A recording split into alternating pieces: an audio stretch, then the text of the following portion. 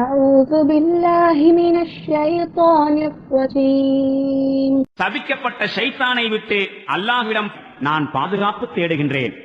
وقال الملك ائتوني به فلما جاءه الرسول قال ارجع إلى ربك فاسأله ما بال النسوة اللاتي قطعن أيديهن إن ربي بكيدهن عليم.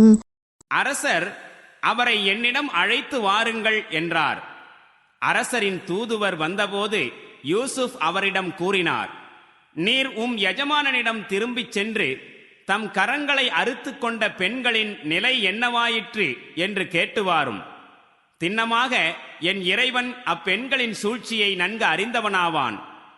قال ما خطبكن إذ راودتن يوسف عن نفسه قلنا حاش لله ما علمنا عليه من سوء قالت امرأة العزيز الآن حصحص الحق أنا راودته عن نفسه وإنه لمن الصادقين. பிறகு அரசன் அப்பெண்களிடம் வினவினான், நீங்கள் யூசுஃபை உங்கள் ஆசைக்கு இணங்க வைக்க முயன்றபோது உங்களுக்கு ஏற்பட்ட அனுபவம் என்ன?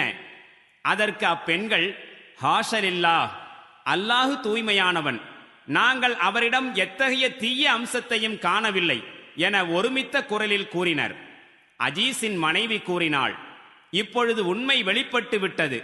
நானே அவரை என் ஆசைக்கு இணங்க வைக்க முயற்சி செய்தேன். திண்ணமாக அவர் முற்றிலும் வாய்மையுடையவரே.